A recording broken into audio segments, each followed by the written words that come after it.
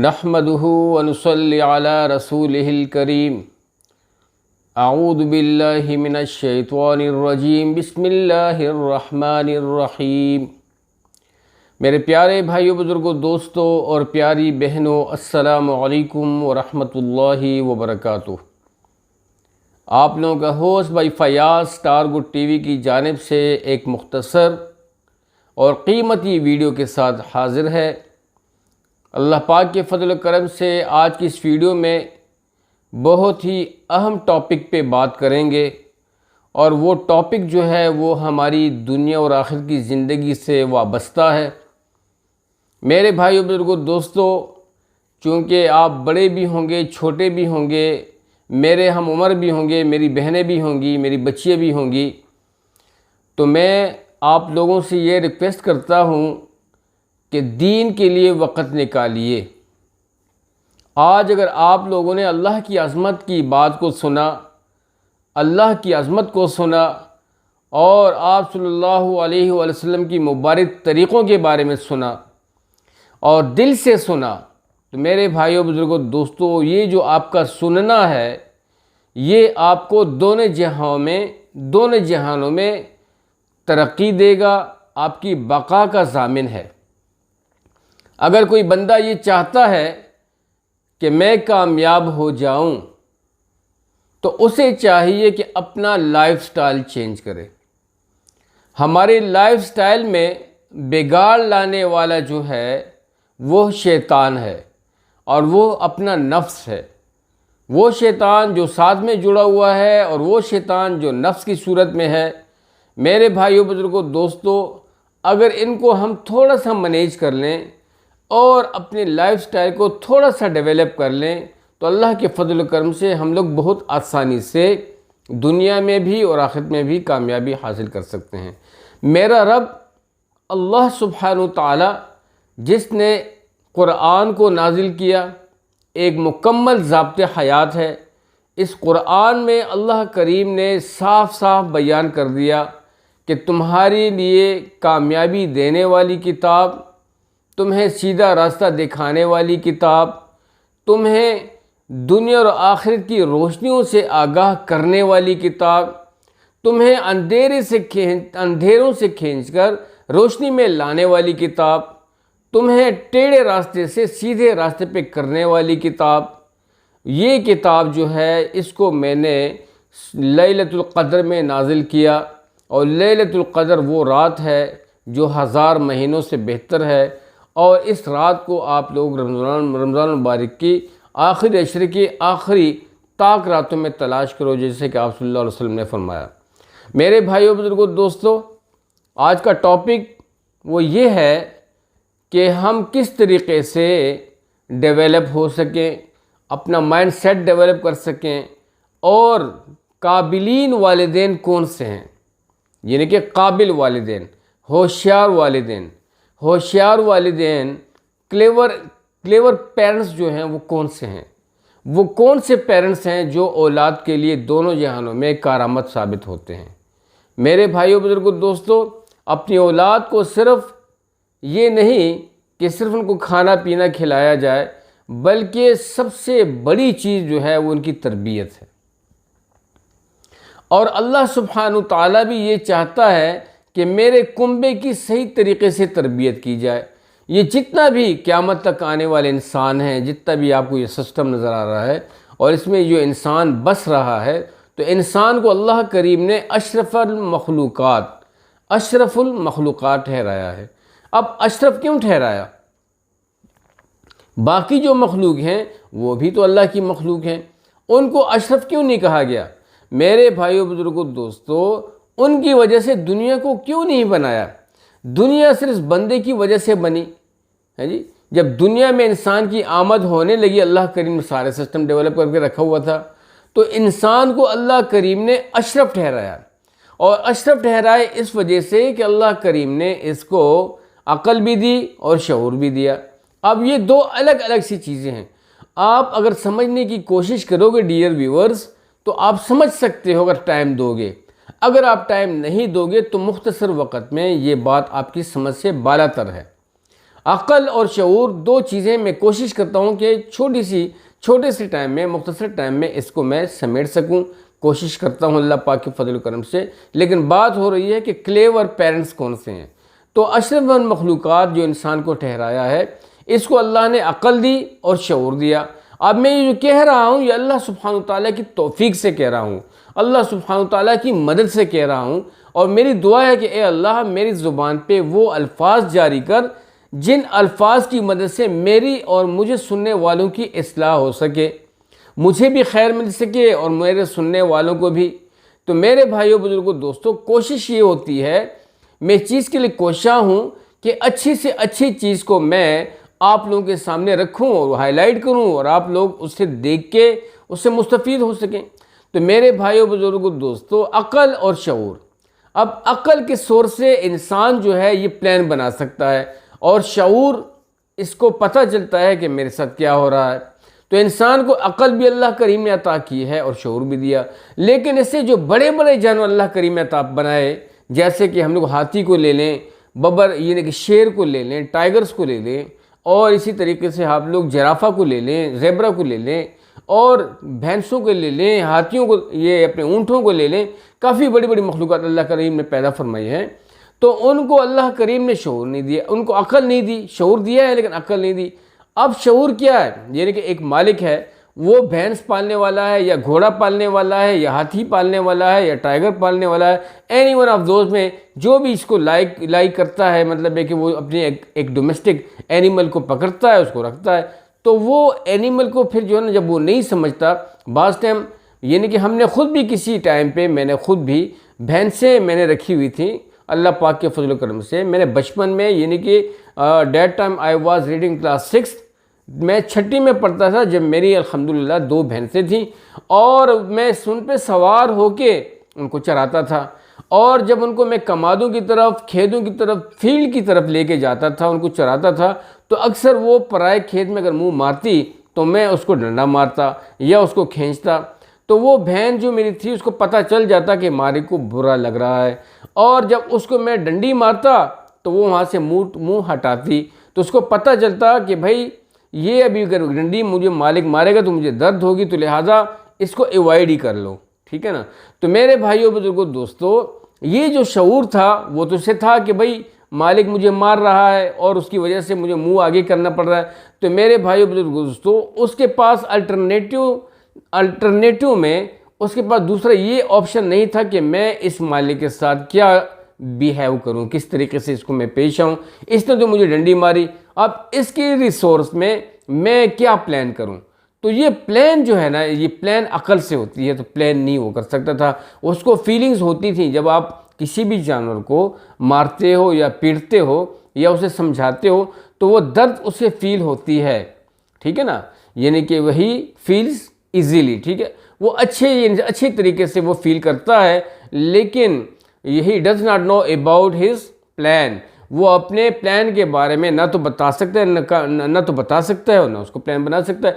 तो ये जो चीज़ें होती हैं, अक़ल और शऊर, ये अल्लाह पाक ने इंसान को दोनों चीज़ें अता की और जानवरों को अल्लाह पाक ने शऊर दिया। इसी वजह से इंसान अक़ल के बलबूते पे, अक़ल के रिसोर्स पे इतने बड़े बड़े जानवरों को, बड़ी बड़ी चीज़ों को जो है उनको मैनेज कर लेता है। ये अल्लाह करीम ने इसको बड़ी सिफत दी। तो इसी तरह अल्लाह पाक फरमाता है कि ये पूरा जो निज़ाम है, ये सारे इंसान जो हैं, क़यामत तक आने वाले इंसान जो हैं, ये मेरा कुंबा है, इनको सही तरीके से मैनेज करो, इनकी परवरिश करो। अब इनके लिए ज़िम्मेदार जो ठहराए गए थे, अल्लाह करीम ने अम्बिया अलैहिस्सलाम को भेजा। अब अम्बिया अलैहिस्सलाम का सिलसिला तो हो गया बंद, यानी कि मोहम्मद सल्लल्लाहु अलैहि वसल्लम ने हुज्जतुल विदा के मौके पे फरमाया, इतनी बड़ी हस्ती ने, बहुत बड़ी हस्ती जनाब मोहम्मद सल्लल्लाहु अलैहि वसल्लम, बहुत बड़ी हस्ती, सदके जाऊँ उनकी ज़िंदगी से, उनके नूरानी तरीक़ों से, बहुत बड़ी शख्सियत थी।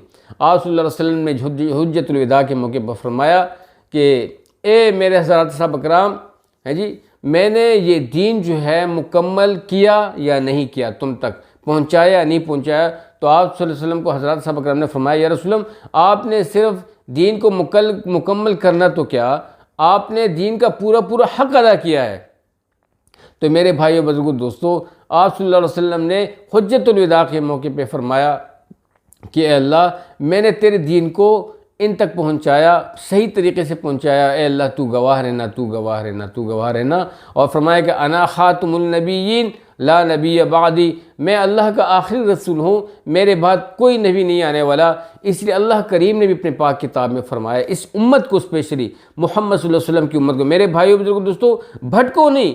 अगर भटक गए या जो भी हो आप में से, मैं आप लोगों को कहता हूं कि हमारी उम्र तो यानी कि तकरीबन हम तो सफ़ेद हो गए, तो आप लोग यंग हो, आप लोग मुझे सुन पा रहे हो, अपने वक़्त को कीमती बनाओ। बहुत कीमती बात जा रही है, इसको समझने की कोशिश करो। तो मेरे भाइयों बुजुर्गों दोस्तों, उस टाइम हम गायबीन थे, ठीक है। अल्लाह करीम ने अपनी पाक किताब में फरमाया कि तुम लोगों में एक जुमात होनी चाहिए जो भलाई का हुक्म करे और बुराई से मना करे। तो अब मेरे भाइयों बुजुर्गों दोस्तों, हम उसी उम्मत में से हैं। ये हमारी जिम्मेदारी है कि इस दीन को हम लोग गायबीन तक पहुँचाएँ। तो आप सल्लल्लाहु अलैहि वसल्लम ने हुज्जतुल विदा के मौके अपने सहाबा कराम को ये अल्फाज फरमाए, और आप सल्लल्लाहु अलैहि वसल्लम के कहने पे हज़रात सहाबा कराम दूर दूर तक बिखर गए दीन की मेहनत के लिए। चाइना में आए और पता नहीं कौन से रशिया में गए, दुनिया के काफ़ी, यानी आप फ्रांस में देखें, चाइना में देखें, रशिया में देखें, या ये आप बलूचिस्तान में पंजगोर के मुकाम पे देखें, ये वो हज़रात सहाबा कराम थे जिन्होंने अपने तन मन धन की कुर्बानी दे के अपने बच्चों को छोड़ के दीन को सर फहरिस्त रखा और उसकी परछाई के यहाँ तक पहुँचे और यहाँ तक के जान दे दी। मेरे भाइयों बुजुर्गों दोस्तों, तो मेरे भाइयों, अल्लाह करीम का ये कुंबा है, इसको मैनेज करने के लिए अल्लाह ताला ने फरमाया, बार बार अल्लाह ताला फरमाता है बिस्मिल्लाह ला युहिब्बुल फसाद फिल बर्रि वल बहर, ए मेरे बंदो फसाद पैदा नहीं करो ज़मीन पर। अगर तुम फसाद पैदा करने वाले बनोगे तो फिर तुम्हारी जगह ज़मीन में नहीं रहोगी। जिस मकसद के लिए मैंने तुम्हें पैदा किया है उस मकसद से अगर तुम हट गए तो फिर क्या होगा, तुम लोग हलाक हो जाओगे। तो मेरे भाइयों बुजुर्गों दोस्तों, जैसे कि मैं आपको ये भी मिसाल दूँ, एक बागबान होता है, बाग यानी कि मिसाल से बात समझ में आ जाती है। बागबान जो होता है बाग को रखता है, उसमें खूबसूरत किस्म के अपनी तबीयत के पौधे लगाता है। आम का बाग लगाता है, या मतलब है कि या अमरूदों का बाग लगाता है, आलू बुखारों का बाग लगाता है, या किसी और यानी कि सेबों का बाग लगाता है, अंगूरों का बाग लगाता है, काफ़ी सारे पौधे लगा देता है। अब उनकी वो लुक आफ्टर करता है, इनके मतलब कैंची देता है, उनकी कटाई करता है, उनको पानी देता है, उनको मतलब है कि साथ साथ में उनकी अच्छी ग्रोथ के लिए उनको वो खाद डालता है और टाइम से उनको पानी देता है, और हर किस्म की गर्मी सर्दी से, गर्मी के ज़्यादा सीज़न में उनको गर्मी से बचाता है, ज़्यादा ठंड में उनको ठंडक से बचाता है। तो इस तरीके से वो पौधे जो होते हैं बढ़ते हैं। अब किसान ने जिस मकसद से इस बाग को बोया है, वो मकसद ये है कि ये जितना भी बाग है ये डेवलप हो, सारे पौधों से मुझे फल मिले, और फल को फिर मैं उतारूं और इसको फिर मैं दुनिया की मार्केटों में तकसीम कर दूँ, ख़त्म यानी कि बेच डालूँ। उसके सोर्स से मुझे इनकम आएगी, उस इनकम से के सोर्स से मेरी और मेरी फैमिली पलेगी, साथ में मेरे दूसरे काम भी बनेंगे। तो इस नीयत से वो इसको चलाता है। इस नीयत से नहीं चलाता कि ये जो बाग है मैंने लगाया और ये पौधे जो बढ़ेंगे इनकी मैं देखभाल कर रहा, और तुम भी यार वो भी है, और हर बंदा काट के चला गया। इस नीयत से कभी भी नहीं लगाता। इस नीयत से लगाता है कि ये मेरा सोर्स ऑफ इनकम है, this is first source of income my. तो ये इस नीयत से वो लगाता है। इसी तरह जब आप लोग ड्यूटी पे जाते हो, आप लोग अपनी ड्यूटी पे इस नीयत से करते हो कि भाई मैं इसकी वजह मुझे जो मुआवजा मिलेगा, जो बिज़नेस करता है, तो हर बंदे की अपनी नीयत है। तो इस तरीके से बागबान जब उस पौधों की खिदमत करता है और वो बाग फल देना शुरू कर देता है, बाग सो बेचता डालता है, बेचने मतलब है कि बाग से वो मेरे भाइयों बुजुर्गों दोस्तों, बाग से वो आमदनी हासिल करता है और उसको यूटिलाइज़ करता है। अब देते देते इनमें से चंद पौधे जो होते हैं वो खुश्क हो जाते हैं। तो वो किसान फिर क्या करता है, जब वो पौधे खुश्क हो जाते हैं तो वो उस किसान उन पौधों को रहने नहीं देता बाकियों के साथ, बल्कि उन पौधों को निकाल कर, हैं जी, जो खुश्क हो जाते हैं उनको निकाल कर तंदूर के हवाले कर देता है। ऐसा है कि नहीं? और उनकी जगह पे दूसरे फ्रेश पौधों को लगा देता है। ये नहीं कि पौधे लगे रहते हैं फिर हमेशा के लिए, नहीं। वो कहता है कि भाई जिस मकसद के लिए मैं इस बाग को लगाया उस मकसद से ये हट चुके हैं ये पौधे, अब इसको मैं क्यों रहने दूं। तो इसी तरीके से मेरे भाइयों बुजुर्गों दोस्तों, अल्लाह करीम ने हमें इस दुनिया में अपनी बंदगी के लिए पैदा किया, इबादत के लिए पैदा किया। अब अगर हम अपनी इबादत के लिए हम उस इबादत के लिए इस्तेमाल नहीं होंगे, उस बंदगी के लिए इस्तेमाल नहीं होंगे, तो फिर क्या होगा, फिर हमें भी अल्लाह करीम निकाल कर दुनिया से तंदूर के हवाले कर देगा, ये नहीं कि जहन्नुम के हवाले कर देगा। तो मेरे भाइयों बुजुर्गों दोस्तों, एक मिसाल थी। तो अल्लाह करीम ने फरमाया कि तुम लोगों में एक जमात होनी चाहिए जो नेकी का हुक्म करे और बुराई से मना करे। तो ये बात बहुत अच्छी तरीके से उम्मीद है आपको समझ आ गई होगी। अभी जो मैंने टॉप पे बात की है कि क्लेवर पेरेंट्स कौन से हैं। क्लेवर पेरेंट्स वो हैं जो बेसिक से, यानी बच्चे के पैदा होते ही उसके हाजिर में, मतलब है कि मियाँ बीवी हैं, अल्लाह करीम उनको औलाद देते हैं। वो औलाद जो है जब वो माँ के पेट से पैदा होती है, 7 पर्दों के बीच में अल्लाह करीम की परवरिश करता है आसान तरीके से। अल्लाह पाक लक़द खलक़नल इंसान फ़ी अहसन तक़वीम, बहुत ही आसान तरीके से अल्लाह पाक उसको बना के इन माँ बाप के हवाले कर देता है। वो दुनिया में सांसें लेके आता है और रोता हुआ आता है। ये माँ बाप उसको धुलाई करके पाक करके उसके कानों में अजान और इकामत देते हैं, और फिर मेरे भाई बुजुर्गों दोस्तों उनको कुछ ही शीरीन खिलाते हैं, अपना बच्चा खिलाते हैं। माँ उसे दूध पिलाती है, पिलाते पिलाते उसकी ग्रोथ होती है। फिर जब वो बातें सीखता है तो सबसे पहले उसको वो कलमा सिखाते हैं। ठीक है, अल्लाह सुब्हानहू तआला की इबादत, यानी कि अल्लाह सुब्हानहू तआला की तरफ बुलाना सिखाते हैं कि कलमा क्या है। कलमा जो है अल्लाह सुब्हानहू तआला की तारीफ़ है और अल्लाह सुब्हानहू तआला की बड़ाई और उसकी सिफ़ात के मुतल्लिक़ उसूल समझाते हैं। ये क्लेवर पेरेंट्स होते हैं। अब गाए बगाए ग्रेजुअली ये अपने बच्चे की तरबियत करते हैं, कलमा सिखाते हैं, कुरान सिखाते हैं, नमाज सिखाते हैं, दीन सिखाते हैं, और उनको फ़र्स्ट ऑफ ऑल जो है अल्लाह सुब्हानहू तआला की मारिफत देते हैं अपनी मौत से अपनी मौत से कबल। ये क्लेवर पेरेंट्स होते हैं। मैं कहता हूँ कि यानी कि ये जो हैं दोज आर रिस्पॉन्सिबल पेरेंट्स, ठीक है ना, who are giving the best knowledge to their son और या टू देयर किड्स। ये मैं कहता हूँ कि ये खुशकिस्मत पेरेंट्स हैं जो अपनी औलाद को अल्लाह सुब्हानहू तआला की मारिफत से मुतारिफ़ करवाते हैं। मारिफत क्या है कि बच्चे को सिखाया जाता है कि ए मेरे बच्चे, तुम्हें पालने वाला कौन? वो कहता है, गलती से कहता है कि आप, वो कहते नहीं बेटा ये नहीं, तुम्हें पालने वाला, पैदा करने वाला अल्लाह, तुम्हें पालने वाला अल्लाह, तुम्हारा रखवाला अल्लाह, मेरी मौजूदगी में भी तुम्हारा रखवाला अल्लाह, मेरी मौत के बाद भी तुम्हारा रखवाला अल्लाह। तो मेरे भाइयों बुजुर्गों, तुम्हें रिज़्क़ देने वाला अल्लाह, तुम्हें इज़्ज़त देने वाला अल्लाह, तुम्हें तख्त पे बिठाने वाला अल्लाह, तख्त से फ़र्श पे लाने वाला अल्लाह, फ़र्श से तख्त पे बिठाने वाला अल्लाह। ये सारी ग्राउंड सिचुएशन इसको सिखाता है, दुनिया के मामलात, और उसमें फिर इसको खुलूस नीयत सिखाता है, और इसे ये कहा जाता है कि बेटा हर काम आपने अच्छी नीयत के साथ करना है, अल्लाह की रज़ा के लिए करना है, कुरान की तिलावत करनी है, कुरान को सीखना है, नमाज़ों की पाबंदी करनी है, आपने सदक़ात देने हैं, खैरात देने हैं, आपने रोज़ा रखना है, आपने हज करना है, आपने कुर्बानियाँ करनी है, बड़ी बड़ी, यानी कि इनको ये मैं कहता हूँ कि ये होशियार पेरेंट्स हैं जो मौत से कबल अपनी औलाद की सही परवरिश करते हैं। आज ये जो सैलाब है, यकीन माने मेरे भाइयों बुजुर्गों दोस्तों, हर बंदा, हर मेरी बहन मैंने रोती हुई देखी, और रोते हुए भाइयों को देखा, बुज़ुर्गों को रोता हुआ देखा।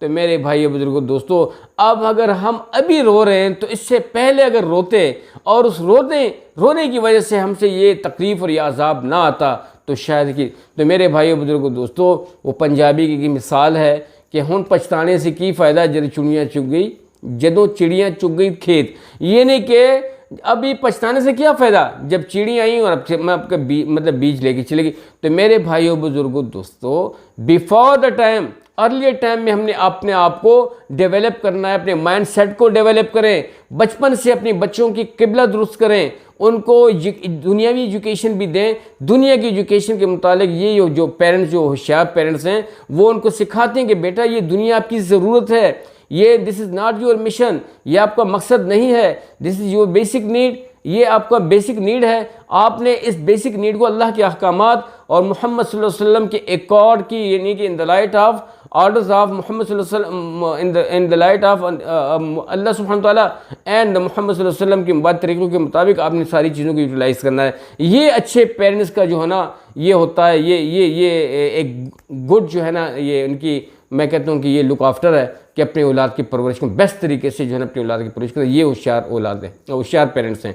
और फिर जब बढ़ जाती है, इनकी शादी हो जाती है और उनके कुछ अरसे के अपने करीब रखते हैं, तो फिर बहुत ही मोहब्बत के साथ अपनी मौत से कबल अपने बच्चों को इकट्ठा करते हैं, चाहे बेटियाँ हैं या बेटे हैं, और जो भी उनकी विरासत में जो माल होता है बिफोर द टाइम उनको आसान तरीके से उनके बीच में उनको समझा देते हैं कि बेटा ये आपका, ये आपका, ये आपका, और ये जो है ना मैं आप लोग, हम तो आपके वालिदैन हैं, जब तक हमारी सांसें चल रही हैं बस आप लोग हमारी औलाद हो, आप लोगों ने हमारी खिदमत करनी है। ये क्यों करते हैं? ये होशियार पेरेंट्स जो हैं अपनी औलाद को ये तरबियत दे देते हैं कि भाई खुदा ना खास्ता अगर हम चले गए बीच में से, वैसे ना ये भाइयों के बीच में, बहनों के बीच में इतनी लड़ाइयाँ झगड़े हो, फसाद पैदा हो, एक कटोरा या प्याला को अलहदगी करने में, मेरे भाइयों बुजुर्गों दोस्तों, इसको कहते हैं कि सूदी ज़िंदगी। जब सूद ज़िंदगी में आता है, यानी कि पहचान आती है, एक चीज़ की वैल्यू का पता चल जाता है, तो उस पर फिर ये लोग लड़ते भी हैं, प्याले पे भी लड़ेंगे, कटोरे पे भी लड़ेंगे। तो इस वजह से अपनी औलाद को पहले ही से उनका बकरों का जो हिस्सा बनता है उनको दे दें, उनको पार्टीशन करें और आसान तरीके से उनकी लुक आफ्टर करें और अल्लाह ताला की ताबेदार उनको बनाएं। तो मेरे भाइयों बुजुर्गों दोस्तों, अल्लाह करीम फरमाता है ला युहिब्बुल फसाद फिल बर्रि वल बहर, कि ए मेरे बंदो ज़मीन पर फसाद करने वाले मत बनो। इस दुनिया को मैंने तुम्हारे लिए मुज़य्यन किया, तमाम यानी बेहतरीन आसमान से, बेहतरीन सूरज से, बेहतरीन चाँद से, सितारों से, हवा से, पानी से, दरख्तों से, जंगलात से, जानवरों से, पाक रिज़्क़ से और ख़ूबसूरत रिलेशनशिप से, तुम्हारे यारों दोस्तों से, तुम्हारी बहनों से, तुम्हारी माँओं से, तुम्हारे भाइयों से, तुम्हारे क्लोज़ रिलेटिव से और जितने भी फार रिलेटिव्स हैं, सब इन सब की वजह से मैंने ये दुनिया आप लोगों के लिए मुज़य्यन की। अब this is your responsibility to manage it, ठीक है, इसको आप मैनेज करें बाय देयर गुड आइडियाज़, अच्छे तरीके से आप इसको जो है ना मैनेज करें। इस आपने अच्छे अखलाक के सोर्स से इनको मैनेज करना है। आपने झूठ नहीं बोलना, आपने दगा नहीं करनी, आपने रिश्वत नहीं देनी, यानी कि जितने भी असल काम हैं उससे आपने इस दुनिया को मुज़य्यन करना है, सलाम से, दीनदारी से, कुरान से और इंसाफ के साथ, लोगों को दो स्टेप तक इंसाफ पहुंचाने के साथ, ये आसानियाँ पैदा करने के साथ हमने इस दुनिया को मुज़य्यन करना है। और हम लोग किस तरीके से मुज़य्यन कर रहे हैं? झूठ से, दगा से, गीबत से, पता नहीं क्या क्या। तो इस वजह से मेरे भाई बुजुर्गों दोस्तों, ये जो आफात जब आती हैं, अल्लाह करीम अपनी पाक किताब में फरमाता है कि ये जो कुछ भी तुम्हारे साथ आउटपुट में होता है ये तुम्हारे अपने आमाल हैं। बुरे आमाल करोगे तो बुरा काटोगे, अच्छे अमाल परफॉर्म करोगे तो अच्छा काटोगे। कहते हैं कि as you sow shall you reap, जो बोओगे वो काटोगे। तो ये होशियार पेरेंट्स होते हैं जो कि मौत से कबल अपनी औलाद की सही परवरिश करते हैं, उनको मोटिवेट करते हैं और अल्लाह सुब्हानहू तआला की मारिफत उनको दे देते हैं। तो मेरे भाइयों बुजुर्गों दोस्तों, उम्मीद है कि आज की इस मुख्तसर सी नशिस्त में मैंने तो कोशिश की कि मुख्तसर से वक्त में आपको अच्छी तरीके से मोटिवेट करूं, लेकिन बात काफ़ी लंबी है। तो उम्मीद है कि ये बात जो मेरा कंटेंट था उससे बाहर नहीं निकली।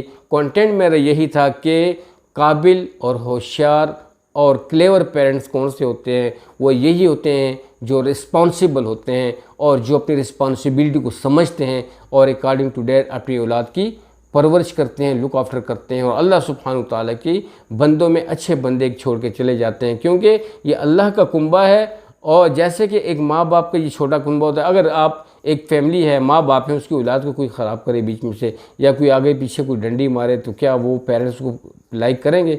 ख़बरदार अपनी औलाद को कहेंगे भाई इनके साथ नहीं बैठा, ये लोग अच्छे नहीं है, उनका बिहेवियर अच्छा नहीं है, उनके साथ ना बैठो, इनके साथ।